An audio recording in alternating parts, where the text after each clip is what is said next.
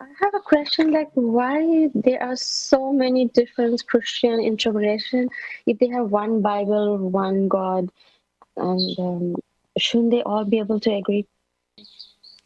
First thing, Sister Runa, thank you and may God bless you.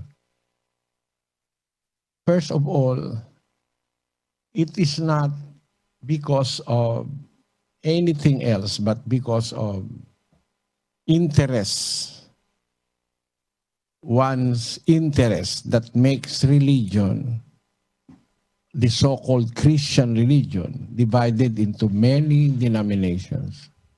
Although they call Christians themselves, they are not real Christians, especially the pastors that founded or established their own religion. Let us read 10:3 of the book of Romans. For they, being ignorant of God's righteousness and going about to establish their own righteousness, have not submitted themselves unto the righteousness of God. That is very clear.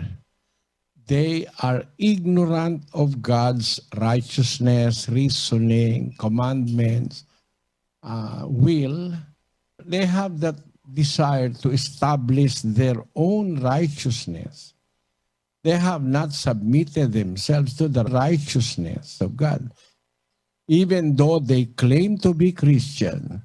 But in reality, they are not Christian. Because for Christians, it is prohibited to create factions or groups among Christians. It is prohibited by Christ himself. But what is happening? For example, the Baptist denomination. There are more than 100 Baptist denominations in the U.S. And maybe you can be a witness to this. There are Southern Baptists, Conservative Baptists, Modern Baptists, many denominations of Baptist churches. All of them are claiming to be Christians, but they are not. They are not, sister. Analyzing them from the Bible, from the point of view of the Bible, they will not pass that category of being Christian because of their own desire to establish their own righteousness. They have not submitted themselves unto the righteousness of God. One example is this. Adventists or Seventh-day Adventism claim to be they are Christians. They do not eat pork, prawn, seashells. They do not eat. But they pretend to be Christians. Catholics pretend to be Christians also. But they eat what the Seventh-day Adventists do not eat. And they do different things from other religious groups. They have their idols. They have their different saints and idols and images that they worship, much like also Hinduism, that worship different images, not only of people, but also of animal. I'm sorry, Sister Runa.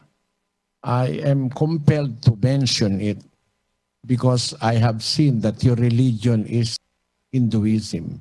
You are Hindu. Hinduism worship images of people, even of animals. I know because I have studied Hinduism. Now, the Catholic Church, although claiming to be Christians, they worship idols, statuettes. They worship images, which is prohibited in the Bible to Christians. Let us read 1:23-25 of the book of Romans. And change the glory of the incorruptible God into an image made like to corruptible man, and to birds and four-footed beasts and creeping things, who changed the truth of God into a lie and worshipped and served the creature more than the Creator. This is in the Bible, Sister Runan. There are those who change the glory of the incorruptible God. It's not very hard to understand that God in His being is an incorruptible God. God is absolutely incorruptible. But Catholics, like the Romans in the early Roman Empire, they changed the glory of the incorruptible God into an image made like to corruptible man, and to birds, and to four-footed beasts, and creeping things, much like Hinduism also. They changed the truth of God into a lie.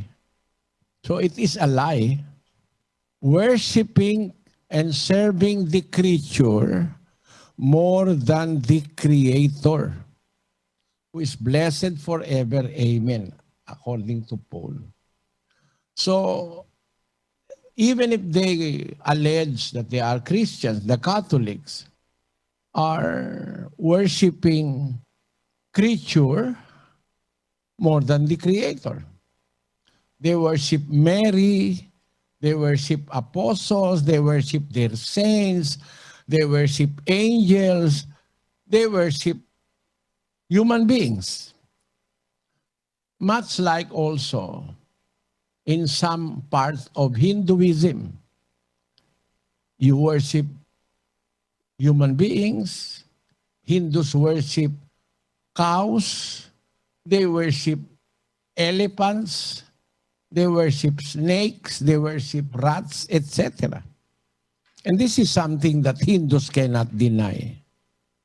I have records of this, and I have books that prove that they really worship creature, where in fact we must worship the Creator. And the Creator is the incorruptible God. But they changed the truth of God into a lie, worshiping the creature more than the Creator. You can now see the difference between religious groups. I included Hinduism, sister, because they also fall on that worship which the Bible calls a lie. When they change the image of the incorruptible God to the image of corruptible man, birds, four-footed beasts, and creeping things. So it is not something to marvel that there are different religious groups in our times, because they have established their own righteousness, and they did not submit themselves to the righteousness of God. That is the reason given by the Bible. And it is true in every angle. It is true, Sister Runa. They have their own righteousness. They teach their own teaching. Their people learn teachings that come from man, not from God. That's why the Bible tells us in the book of Mark chapter 7, verse 7. Let us read. Howbeit in vain do they worship me, teaching for doctrines the commandments of men. Commandments of man. To kneel down before a rat, to kneel down before a snake, to kneel down before a cow. It is not the commandment of God. It is the commandment of men, invented by men. Because if you're going to consult the God of the Bible, God prohibits that. 5:7 of the book of Deuteronomy. Thou shalt have none other gods before me. Thou shalt not make thee any graven image or any likeness of anything that is in heaven above, or that is in the earth beneath, or that is in the waters beneath the earth. Thou shalt not bow down thyself unto them, nor serve them. For I, the Lord thy God, am a jealous God, visiting the iniquity of the fathers upon the children unto the third and fourth generation of them that hate me. That is very clear. It is prohibited by the true God to worship false gods. Thou shalt not make unto thyself, make thee any graven image, very much like the images of Hinduism, very much like the images of Buddhism, the image of Buddha, very much like the images of the Catholic Church that were man-made, made by the hands of men. Thou shalt not make, the Lord said. And it is true. It is logical because God cannot be made. But the God of many religions, they made their own God, making images from wood, gold, precious metals, and precious stones. They are making many gods. The Roman Empire, the Egyptian Empire, Empire of Nebuchadnezzar in old Babylon, they have made their images to worship. Those things are prohibited by the true God because you do not have to make your God. It is your God who created you, not you creating your God, as they have done in the Roman Empire. The Apostle Paul said to the Romans that they changed the truth of God into a lie and worship and serve the creature more than the Creator. They changed the image of the incorruptible God to the image of corruptible man, birds, four-footed beasts, and creeping things, much like Hinduism, as I have said. These are contrary to the truth and even contrary to logic. Why are you going to worship a cow when you are a more dignified being than a cow? I have seen this in Hinduism. They worship a cow. They even drink the pee of a cow, which is something I cannot, in my mind, in my heart, and in my taste bud, I cannot accept. Imagine, the God of the Bible do not ask us to drink his urine. Why Hinduism, you are drinking the urine of a cow because you worship cows. But you are a more dignified person than a cow. When you feel like peeing or when you feel like pooing, you go to the CR, to the toilet. Not just peeing anywhere, not just pooing anywhere. You are a more dignified person. You use the toilet or the comfort room, and then you flush for other people not to smell the not good smell of poo and pee. Then you are a dignified being, like a human being. But I have seen a Hindu worshiping and praying to a cow, and suddenly the cow poo without even asking for permission. Suddenly the cow poo. How is more dignified? The one worshiping or the one being worshipped? I think it is totally stupidity according to the Bible. Excuse me for using the word stupidity. It is the word of the Bible in Hebrew. Those that do such things are stupid according to the Hebrew Bible. That's why the Apostle Paul said, they have changed the truth of God into a lie. They have worshipped creature more than the Creator. And what is wrong, very wrong, is they are not even creature. They were made by hands of men. Isaiah 44:13. Let us read. The carpenter stretcheth out his rule. He marketh it out with a line. He fitteth it with planes, and he marketh it out with a compass, and maketh it after the figure of a man, according to the beauty of a man, that it may remain in the house. You see, it is the work of a carpenter that stretched out his rule. He marked it with a line, he fitted it with planes, he marked it out with compass, make it after the figure of a man, according to the beauty of a man, that it may remain in the house. Where did the carpenter get it? Where did he get it? Let us read 15, Brother Daniel. Then shall it be for a man to burn, for he will take thereof and warm himself. Yea, he kindleth it with and baketh bread. Yea, he maketh a god and worshipeth it. He maketh it a graven image and falleth down thereto. 16. He burneth part thereof in the fire, with part thereof he eateth flesh.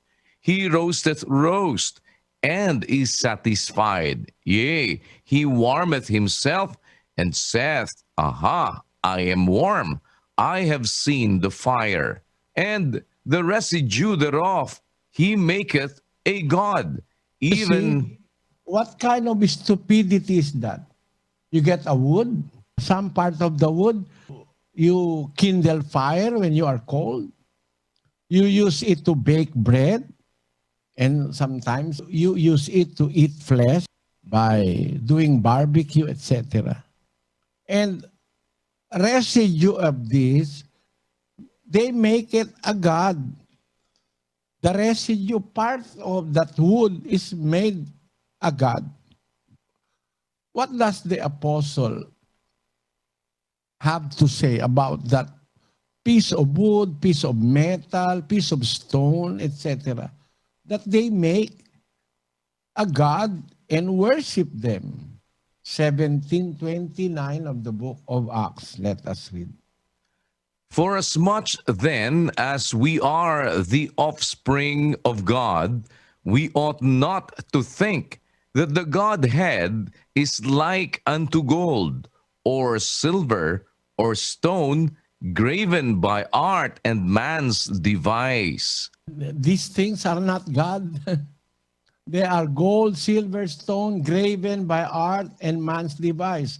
The Apostle Paul explaining, if we are the offspring or children of God, we ought not to think that the Godhead, the divinity of God, is like unto gold or silver or stone. It's very simple to understand, Sister Runa. There is a song I have learned in my youth. The song goes like this. I realize the way your eyes deceive me with tender looks as I mistook for love. So take away the flowers that you gave me and send the kind that you remind me of. Paper roses, paper roses, Oh, how real those roses seem to be. But they're only imitation, like your imitation love for me. Sister Runa, paper roses, even though they look like very much roses, are not real roses because they are paper roses. They may be imitating the color of a rose, a real rose, and maybe the characteristics of a rose. There are thorns, there are leaves, etc.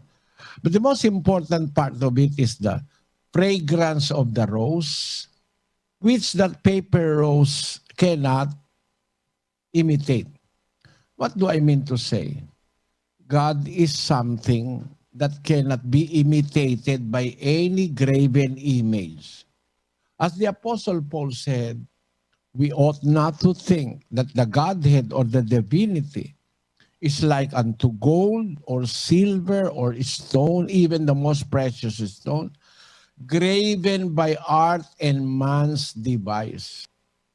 And if we're going to continue on verse 30, let us read, Brother Daniel. And the times of this ignorance God winked at, but now commandeth all men everywhere to repent. That is ignorance in the sight of God. It's very, very, very ignorant thing to make a God out of gold, silver, stone, wood, etc., etc., kneel before them and pray before them, which is done by Catholics that claim to be Christian. Now, for me, Catholics are not Christians. They are Catholics. Hindus also practice the same. And Buddhism also practice the same because they worship the idol of Buddha, who is a man, who is also a creature. So it is wrong. These religions are wrong. Christianity do not do this. Real Christianity. That's why even the Catholic Church will claim that they are Christians. Their acts deny them that they are Christians because it is prohibited for Christians. Thou shalt not make unto thee any graven image of anything that is in the likeness of anything that is in heaven above, or in the earth beneath, or in the waters beneath the earth. Thou shalt not bow down thyself unto them. Even to bow down before those images is prohibited by the Bible. That's why, to your question, Sister Runa, that why are there so many different Christian denominations, interpretation if there is only one Bible? My answer is that if they have known and if they respect the Bible, they will not do such things. But why they are doing things contrary to what is written in the Bible? Because they are ignorant of God's righteousness and going about to establish their own righteousness.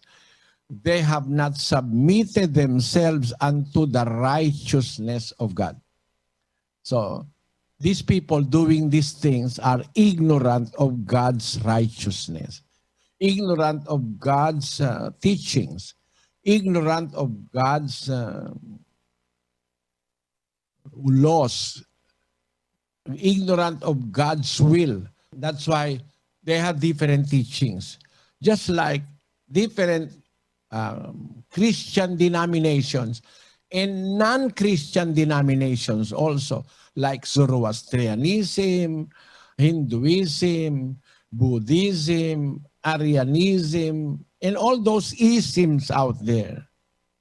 There are different ways because one thing we have to ponder, Sister Runa. Mathematics is wisdom, a part of wisdom. Everybody that studied mathematics and have learned, ask them, 1 plus 1 equals 2. Ask a Spanish, 1 más 1 son 2. Ask a Portuguese, mais 1, 2. 1 plus 1, 2. Put it in Tagalog, isa at isa, dalawa.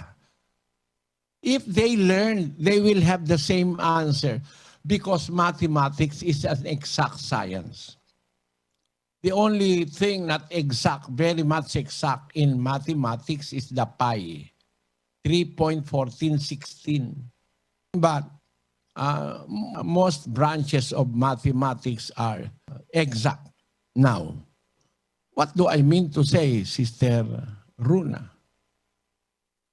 If you know mathematics, whatever country you live in, you will have the same answer if you have understood mathematics. If you have understood equation, division, subtraction, multiplication, you will all arrive in the same conclusion.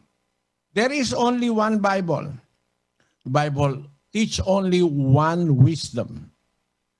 Why, when you ask religions, they have different answers. Ask Seventh-day Adventists, what day are you worshiping God? We worship God in Saturday according to the Bible. Ask Catholics, what day you worship God? We worship God on Sunday. You ask other religion, we worship God on Friday, etc. Why different answers? Because not all those who read the Bible understood the Bible. Not all of them learned the Bible. Study mathematics and learn the wisdom. Wherever you are, the same answer will come out. If the one you are asking have really studied mathematics. Just like medicine. No? Ask doctors all over the world. They have that same idea that is in accordance with the book of medicine. The same idea, practically, that virus may cause sicknesses, bacteria may cause sicknesses, fungus may cause sicknesses, etc., etc. They have that same idea. They know what is antibiotic. They know what is probiotic. They know what is prebiotic because they are all studied these things. But when it comes to religion, you get so many answers in so many denominations that only proves to show they did not learn the Bible. Because if you learn mathematics, you will answer all the same questions, all those that are learned. In the Bible, not everybody learns the truth. Let us read 2 Timothy chapter 3, verse 7. Ever learning and never able to come to the knowledge of the truth.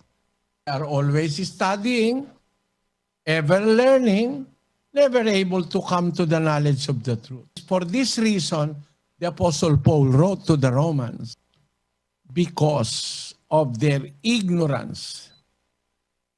In 10:3, for they being ignorant of God's righteousness and going about to establish their own righteousness, they have not submitted themselves unto the righteousness of God.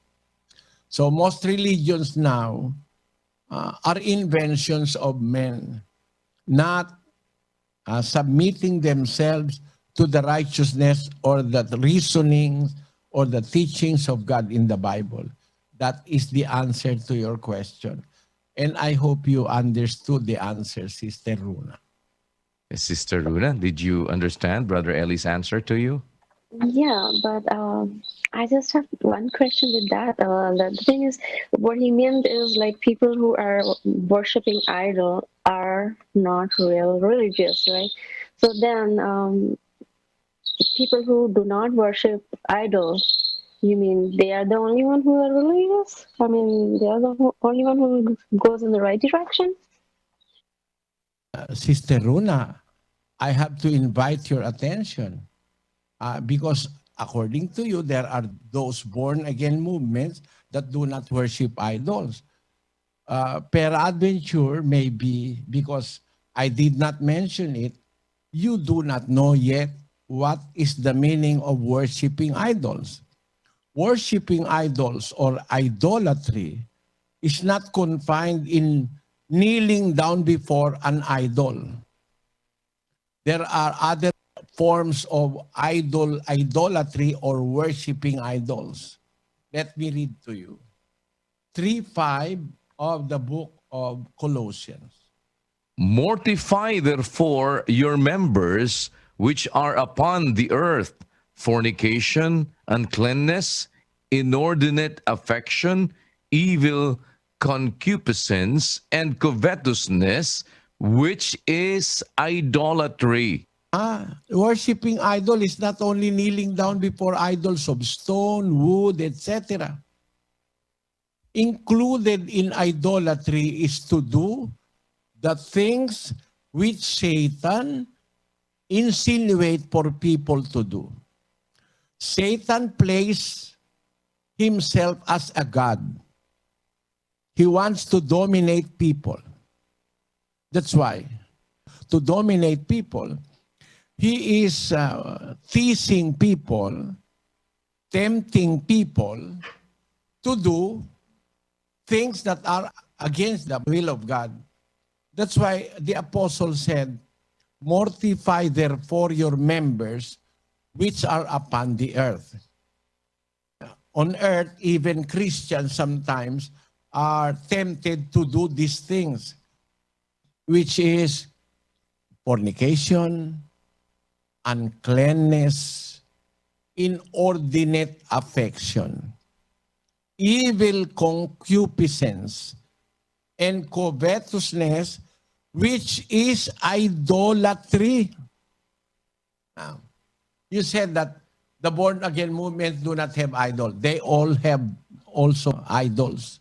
And their idols are those evil things that Satan dictates to people to do.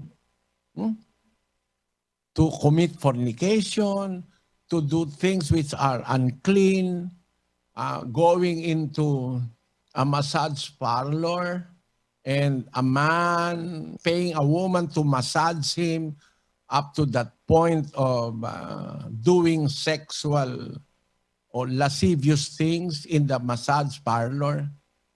The inordinate affection of having relationship of a man to another man and a woman to another woman, evil concupiscence, and covetousness, which is idolatry.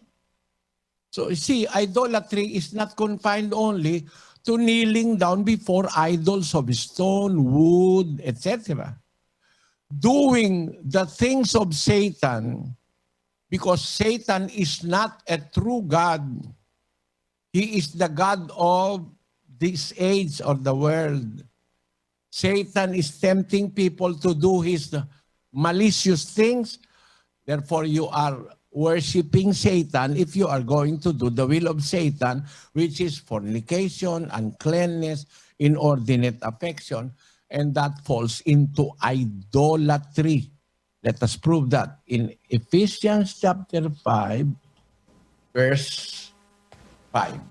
For this ye know that no whoremonger, nor unclean person, nor covetous man, who is an idolater, hath any inheritance in the kingdom of Christ and of God. These born-again movements also commit these things. And it is called in the Bible as idolatry.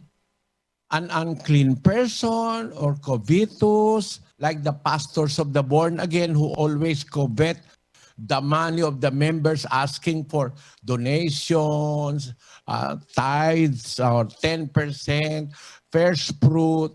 Many doctrine that requires money from persons who are poor, even if they are already very rich, like those preachers in America who are millionaires and billionaires, but even asking more, more, more, more, more. Covetous, who is an idolater, according to the word of the Bible, hath any inheritance in the kingdom of Christ and of God. So, being covetous, being an impure man, or committing fornication, any other impure things that man do, is also found in born-again movement. That's why they also commit idolatry. I do not know if you have noticed those verses that I read. Committing fornication, being unclean, or being a whoremonger, or being covetous, you fall to the category of idolater, or a person that commits idolatry. Because the person from whom all this temptation comes wants to be a God, but he is not a true God, so he is also an idol. Mind you, Sister Luna, Satan is idol to many people now. To the rich that always covet the little of the poor, to the pastors that always covet the money of their members, they are idolaters also. They commit also adultery. And I hope you understand that point, Sister Runa. Okay, Sister Runa. Yeah, well,